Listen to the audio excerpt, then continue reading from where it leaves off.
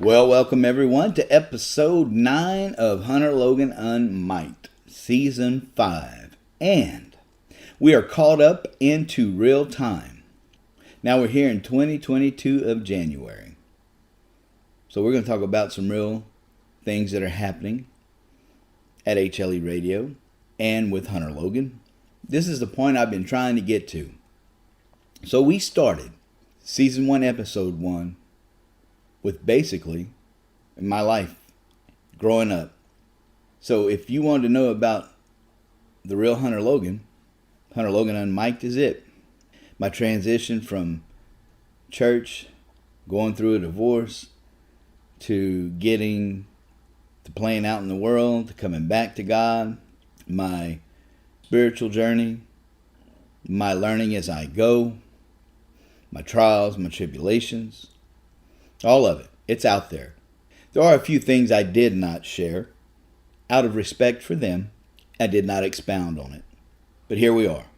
Now, the last episode, the new CD, Prodigal 2, is out. Prodigal Part 2. Now, here's what I'm getting ready to do. So we had the Prodigal release.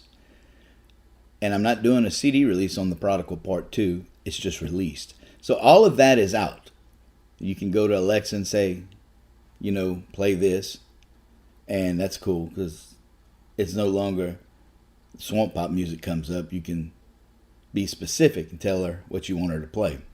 You can say, hey, Alexa, play Man on the Middle Cross by Hunter Logan. And she'll do it. Man on the Middle Cross by Hunter Logan on Amazon Music. Oh, I forgot she was in here. Alexa, stop. I forgot I had it in here. Cool. Which leads me into one of the things I'm going to talk about anyway. I don't want to jump ahead of that. So I'll come back to the Man on the Middle Cross.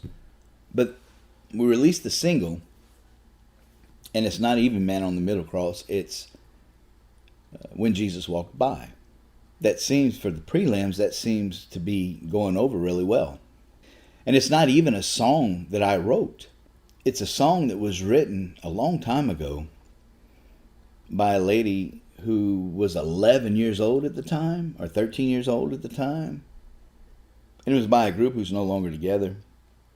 But they were doing it in the 80s.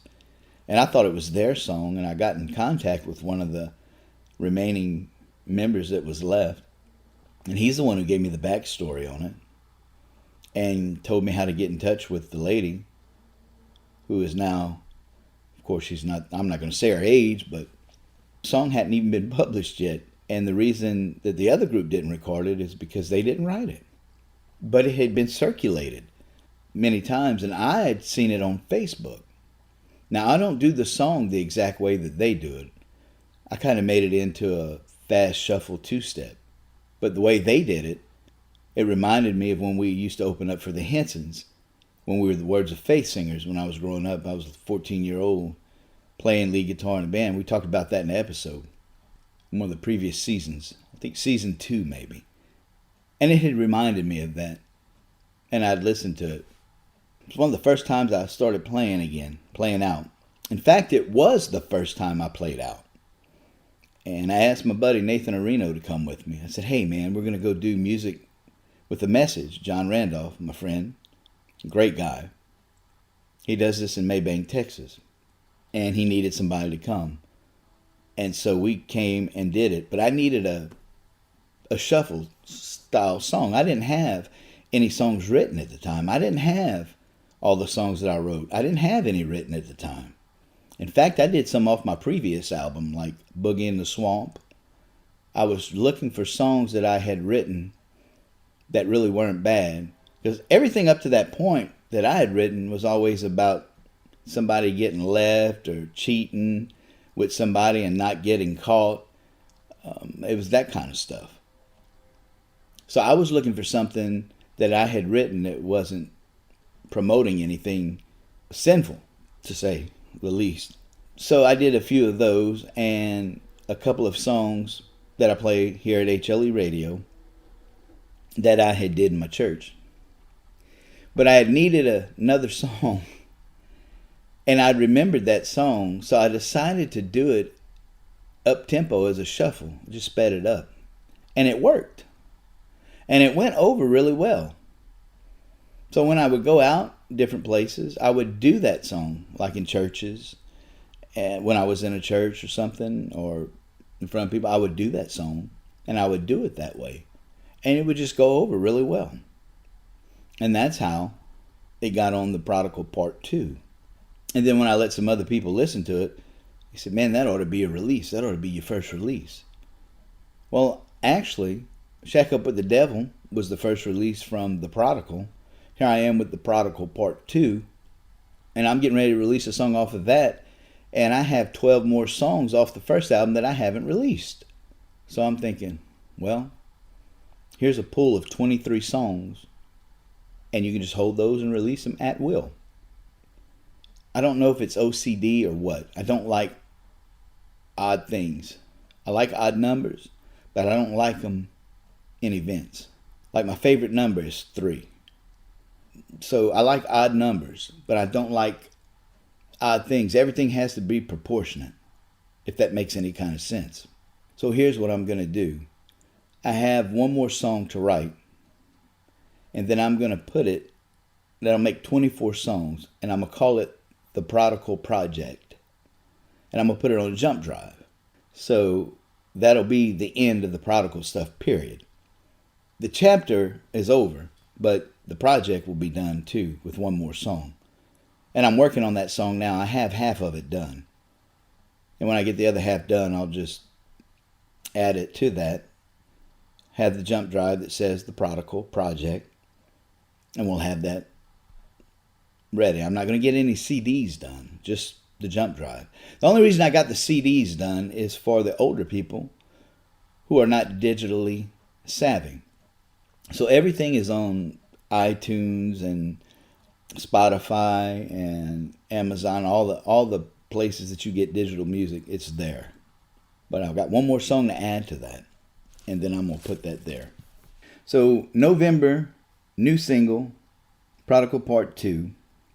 It's the 1st of December, and one of our churches, Willette Christian Church, and they are in Red Boiling Springs, Tennessee. And a good friend of ours, Darren Dickens, happens to go to that church.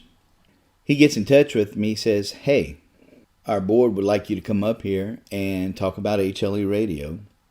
They would like you to let them know everything that's going on so that they can meet about renewing. I'm like, absolutely, man, I'd love to. And he said, and why don't you send us some of your music and then we'll have some songs ready for you. And you can do some songs while you're there too. I said, awesome, man.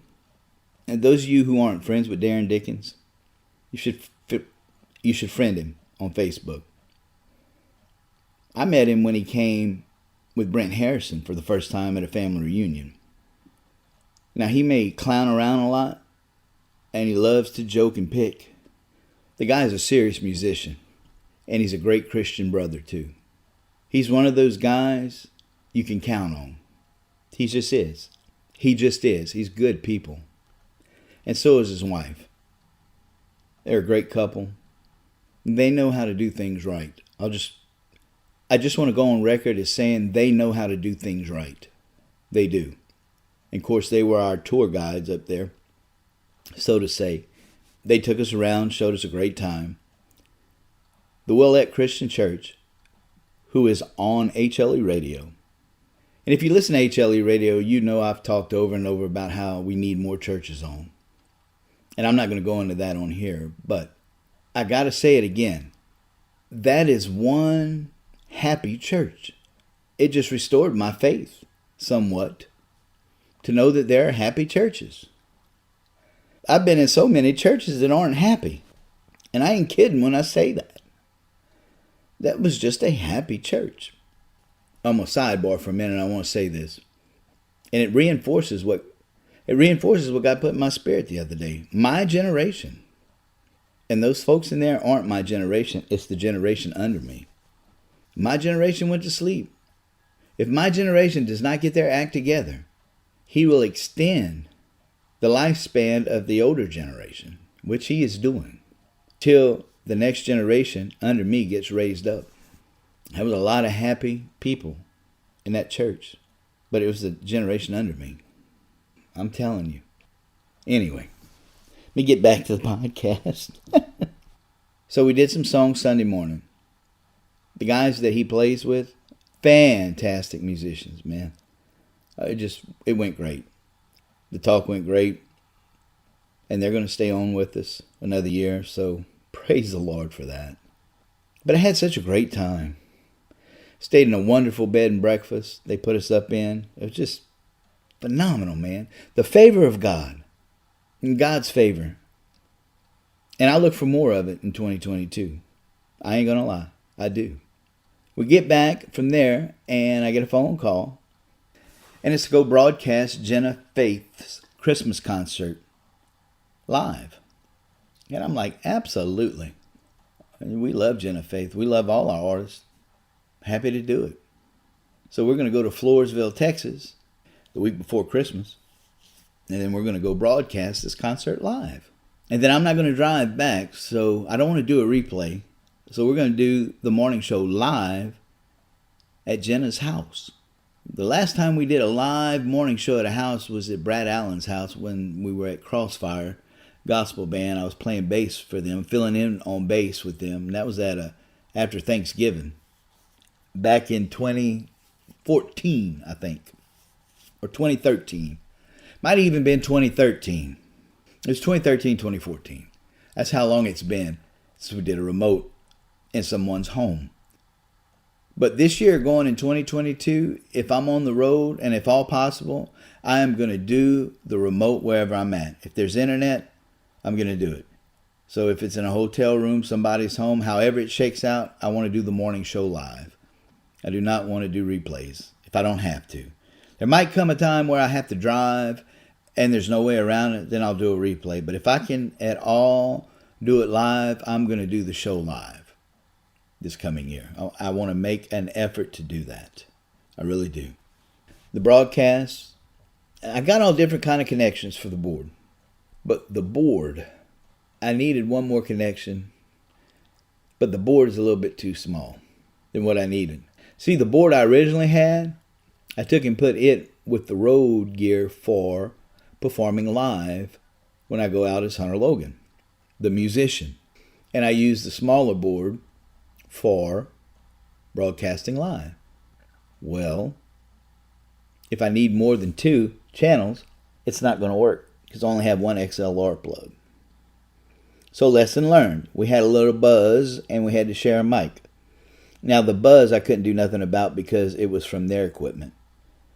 There was nothing I could do to change that, but we had to share the mic for the morning show.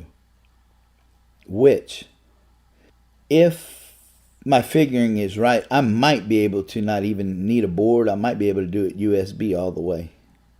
So I'm going to see how that's going to work. I'm going to try that out for my next live remote broadcast, I should say. Now I'm going to leave that right there. The next episode, I'm going to tell you about my sleep study. Me trying to imitate Bob Vila. And about our royalty drive. Maybe not necessarily in that order. But I'm going to tell you all of that. As we are now in real time. I want to thank you for tuning in. Checking me out. Check me out in the morning show. Check me out Monday through Friday on HLE Radio. Our sister station, Saddle Up Radio, free apps in your store. I start at 7 a.m. Central Time. Also on Twitter, Facebook, Choice Social.